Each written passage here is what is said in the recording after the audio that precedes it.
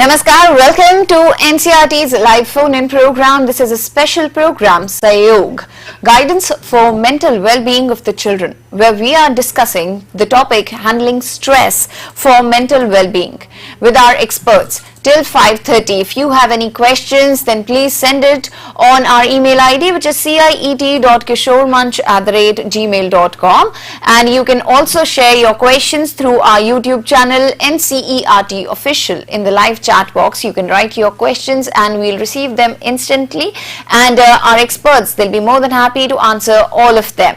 Let's meet our experts, and we have with us Professor S. Rama from Regional Institute of Education, NCRT, Mysuru. Welcome, ma'am. Okay, thank you. So let's begin with our question answer round, and my first question is for you, ma'am. Can you explain mental well-being in just one line or so, and then what are the characteristics of a mentally healthy person? Yes.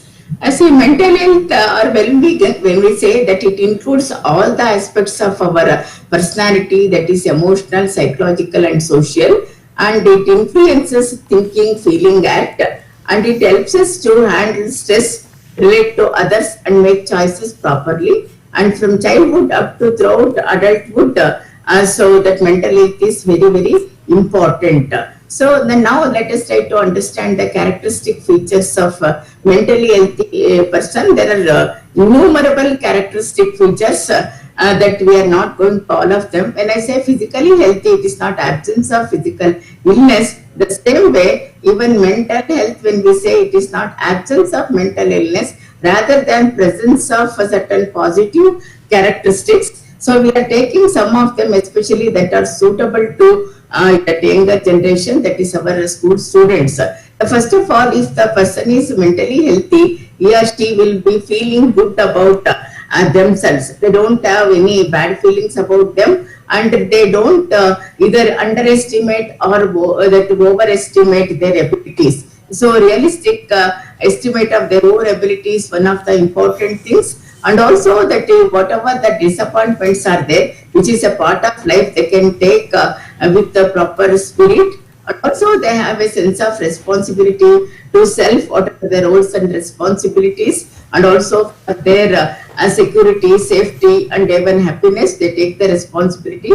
And also fellow beings, because we have to live in the society, our relationship with others are also very important, and they can meet the demands of life. Every now and then there are greater demands, especially in the present situation, there are greater demands. A mentally healthy person can take the demands and meet, and they can take appropriate decisions and also solve their problems. These are some of the important characteristic features that we can find them at the age. Okay. And ma'am, if we talk about the major causes of stress, what will those be? Yes. So that it is possible to classify all the causes or the sources of the stress that which are also a part of that is mental, that is health. In the sense that to some extent the stress is also positive, that what we call the eustress, and sometimes if it is exceeding, that is a negative one. So here that it is having a kind of cause and effect relationship. If the stressful situation is more, then may affect the mental health of a person, and that in turn affect the that is the ability to cope up with the stress. So now that if you try to understand the sources of stress, if you want to understand mental health, this is also important. That is, one is the frustration, another one is conflict, life changes and pressure. So here that is, what is that is frustration. When we say a person is frustrated, it is a mental state. It is not existing outside, or it may not be even that is the objective. It is the individual person, how the person feels. That is their emotion produced when we are blocked from reaching our goals. So we have to attain certain goals in our life. That you can see in the picture. This animal is trying to just climb this table. It is struggling. If it is successful, it is not frustrated. Otherwise, it will be frustrated. So most of the frustration in our life that you can see that they are very minor. So even when you are going to the school, on the way there may be traffic, or sometime your friend you are expecting, they may arrive late. So like that, or your results are waiting, that it may come late, or that you expect some good eatable that is not available. Like that, there are so many things which are coming in the way, they are minor, whereas some of them are very serious. So like that, we have to consider. Now, for example, most of the students are in a state of frustration because they don't know if they want to go to school, they don't know to meet their friends, that there are a lot of restrictions. So it may be serious for them. And especially the students who are in the very crucial period like 10th standard or 12th standard, they want to get help from different sources because of the pandemic situation. There may be restrictions. So that is one of the things that we have to understand. Similarly, especially at the that is the transition period, it may be 10th standard or 12th standard, what to do? So that a conflict can be between two individuals. They are trying to find, I want to win, I want to win. But we are not talking about that. We are that is thinking of an individual like this, that he has got two goals. He does not know what to do, whether he can take A or B. Both of them are equal, which or sometimes he does not want both of them, or sometimes the same goal may have both the thing, that even he cannot take the decision properly, and there are opposing and equal forces that the individual can consider as in a state of conflict. Then what are the life changes and psychological pressure that we can consider here? Every time there will be changes in life. Even in the normal circumstances, there will be transition period. A child first time going to the school, or from the preschool going to the primary school and higher class, or a person getting into a job, taking an interview, and now once again a lot of changes in the pandemic situation. They're all there, and any noticeable alteration that requires some kind of adjustment. Every day we are making adjustment. Now we have to make more and more adjustment. That is a life change. Something, expectations, demands, and sometimes we can tolerate. So that we have got a kind of limit. But sometimes when the individual is expected to do something beyond capability, or to achieve a goal beyond that, or he has to visit on too many that is the task at a time, and the pressure, and that is called the pressure. And here that the pressure are of two types. One is the pressure to perform. All the students or the individuals are expected to perform. Second one is pressure to conform. This is another thing that wherein that during adolescent, or that in any part of the life, every individual is unique. But we want the individual to conform the rules and regulations of the society. Many people, they don't like the rules, but there is no option. So that is what is called the kind of that is the pressure that put to perform and also conform. These are the things that we can see when it comes to sources of that is the stress. Okay. Ma'am, if we talk about the frustration, which is one of the causes of stress, so how do students respond to frustration, and if there are any frustrating or annoying situations in their lives, how do they handle that? Yes. See, before going to that, first of all, we have to understand how do the individuals respond to the frustration. As that not all individuals are equally good in tolerating the frustration level. So sometimes what happens, it may affect the individual's behavior or the emotional status. For example, if you take the typical responses, we are not taking too much extreme cases, that it may include the anger or quitting, that is giving up, or developing low self-esteem, or self-confidence, stress and depression. And here that, for example, that anger, some people get angry whenever that their needs are not met with, or that they are not able to meet the expectation. There is a saying, frustration begets anger and anger begets aggression. Both of them are related to each other, influencing each other. So that actually anger among the students or the adolescents is one of the common thing that is going to influence their relationship with others, and also that is their own mental peace. So that here that when a person is angry, that he can act without thinking. So that is one of the thing. And also sometimes that they may give up even the resent, though they may break the rules, or that is anger can be healthy response if the person is a kind of positive action, or it can be destructive when it's too much. So here, that's why we have to consider sometimes in a frustrating situation, the individual may give up the goal. He may say, oh, I don't want to do that. Everybody expecting me to get good marks, or they are telling me to get into a particular course or a particular that is the job. So if the person thinks that it is too much, that he give up that kind of goal, but giving up that further leads to frustration in the immediate that time, that it may be that is some kind of giving a relaxation because that he has gave up, but later that frustration remains, and throughout life he may have to that is repent.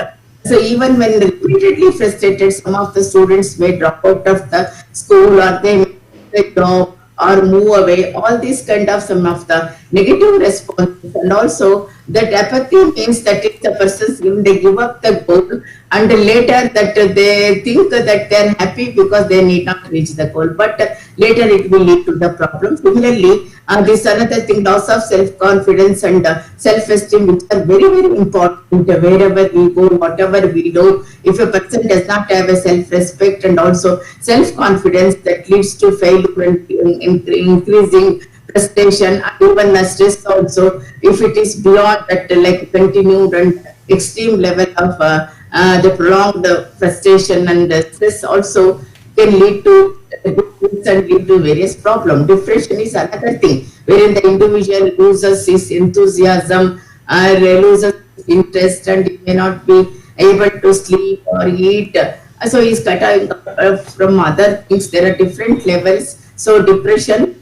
So some of the people that are during frustration or the stress, they may that become addicted to substance, and also eating problem. They keep on eating more, or that you can develop even anorexia nervosa. That how Okay. and this kind of frustrating situation. Of course, that individual and a group therapy should be given for anger management. The children have to learn, they have to become a part of the group wherein they can learn, and they have to do a lot of relaxation and exercise. It may be that is the yoga, or listening to music, or talking to a friend, reading a good book, and all that that is very much needed. And also some of the relaxation, many times they say that deep breathing and other things, but it should be in the beginning under the supervision of somebody. And relaxing imaginary means they can even dream something, Okay. and they can Sure. so that their anger will be reduced. Yes, So, ma'am. We got the idea. There's actually a lot to talk about stress, and we have one more expert with us. So let's meet her and ask her the rest of the questions. So we have with us Dr. Bharati Kulashekara. Welcome, ma'am. Welcome. Good evening. Thank you. Ma'am is a practicing counselor, and let's begin with your questions, ma'am. So, what are the psychological and physiological impacts of stress? Can you just highlight a few of them? Yes. Stress, as we all know, it is an environmental or physical pressure that create stress response in us. Actually, it is also a feeling of strain and pressure. Small amounts of stress may be desirable, beneficial, and even healthy, because positive stress helps to improve the performance. It also plays a role of motivation and adaptation and reaction to the environment. But excessive stress, it always affects the individual. Okay, ma'am, if you have any presentation, would you like to share? Yes, I'm presenting now. Okay, okay, and yes, please, ma'am. In a nutshell, I can say a stress is a complex phenomenon influenced and complicated by modern lifestyle and technologies. Right. So we all experience stress every day. It is something that we cannot avoid, but we need to learn how to deal with it, and understanding the stresses, will be the best way to handle it more effectively. But when it comes to students, they face stress daily, and when a child successfully copes with age appropriate stress, it builds confidence. But inappropriate or unrelenting stress overwhelms and disables the children. It undermines their emotional, intellectual health, and even physical fitness. When stress is unmanageable or threatening, a child's brain signals and release of particular stress related hormone has a very bad effect on those issues. A constant flood of hormones reduces ability to control impulsive behavior and maintain emotional self-control. And the hormonal chemical keeps information from processing along brain network and thus interfering with learning abilities. In fact, stressed children's muscles throughout their body becomes chronically tense, often leading to head, neck, and shoulder aches. So excessive stress always interferes with their ability to relax or even eat and sleep. So these are the main, effect on psychological and physiological aspect. It's like physically, it decreases their appetite. The headache complaints are more. They might even complain about chest pain, blurred vision. Sometimes we, get confused with eye-related issues, dry mouth, unusual perspiration, nightmares, sleep disturbances, vague stomach pain. All this will come under the physical characteristics of a strain and stress. And when it comes to emotional issues, they worry more. They are totally unable to relax. Clinginess will increase. Anger outbursts are more. They cry very inappropriately to their age, and then inability to control their emotions. Emotional irregulation happens. Hyperactivity could be seen. Difficulty in concentrating. So these are the physical and psychological effects of stress on students, but they need to be helped to cope up with stress effectively. Otherwise, it is going to interfere in every aspect of life, because it is part of life. So it is wise to help them to learn to manage it positively. So to do that, they should remain in touch with us. I mean to say, with their mind and soul. And they should develop coping skills so that they can handle stress and when it becomes very intense. There are different ways to handle it. We can calmly discuss the issues or events that may create stress. We can help them to anticipate, when a change will occur and ways to respond. And we can even give them a chance to talk about their feelings and to ask questions openly. So we need to be more patient, empathetic, and respect their point of view and concerns. And we will have to make sure that, we are willing to listen whatever they need to tell us. So it is very important to model realistic optimism and positive coping skills whenever we ourselves, encounter stress. And prior to a change or stressful event, we can prepare the children, and we can inform caregivers, teachers about the child's stressful situations so that they can provide support from all the sides. And finally, the students' behavioral comments reveal excessive stress, seek assistance from others, because prolonged stress is not at all good for students. So in that case, we need to require consultations among teachers, extended family, doctors, social worker, or even a psychologist. So relaxation techniques can be, suggested to children, because some children naturally know how to relax. Others need prompting to remember calming activities. A healthy parenting will definitely handle the stress very positively. As a parent, see that they sleep well, exercise, please talk it out, and make time for fun, get outside, write about it, learn mindfulness. You can help your child this way.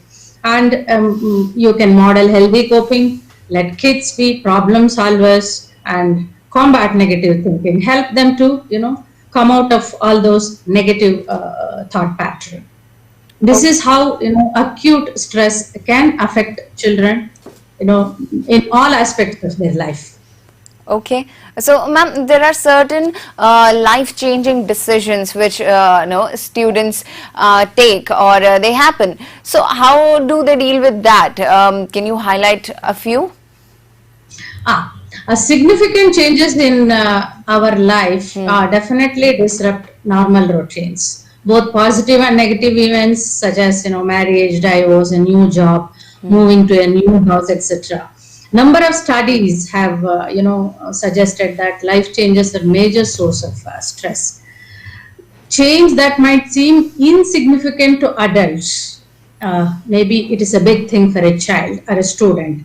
It may have its own impact on children, especially on those who are very sensitive to change. Some children react more and strongly to the change than others because of the temperament and the personality type. So big life changes are inevitable, but that doesn't make them any easier for children or adults, for that matter, to manage. So structure and stability feel safe for children. We cannot forget it. So new experiences like moving, attending a new school, or welcoming a baby sibling can be scary for any child. So we need to understand, again, students will have to be supported, how to cope with it. So we will have to give them time to prepare if there is any predictable life change. And in that case, listen to their concerns, why they are, too much stress because of the life change.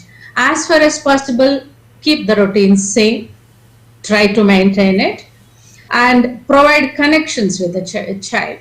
Keep an eye, keep focus on those psychological changes and behavior because of the life changes. And then, as far as possible, give them choices, ask them for help, and again, talk about other changes in life that are anticipated.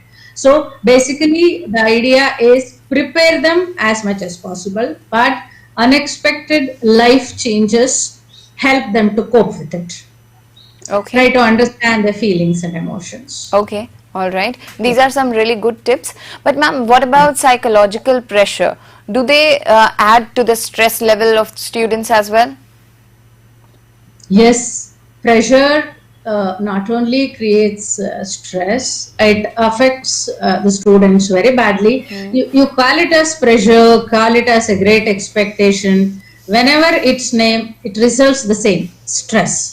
It starts actually as soon as the kindergarten level. It turns play into competitive sport. It turns the joy of learning into a struggle to excel. It turns friends into social connections and charitable acts into a line of a resume.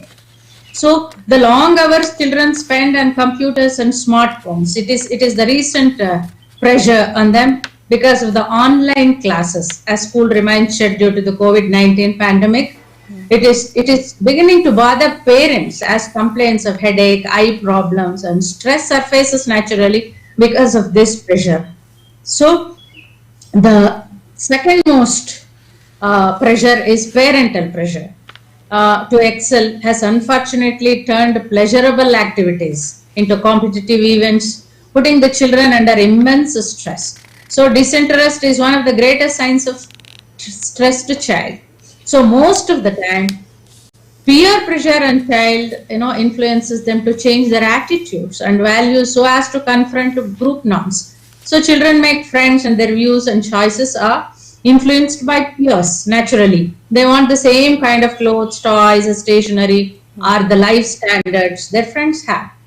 So on total, we can categorize into two main pressure exposures for children. One is from the school and the other from home. Okay. In school, it occurs mainly due to exposure of child into bullying, poor academic achievement.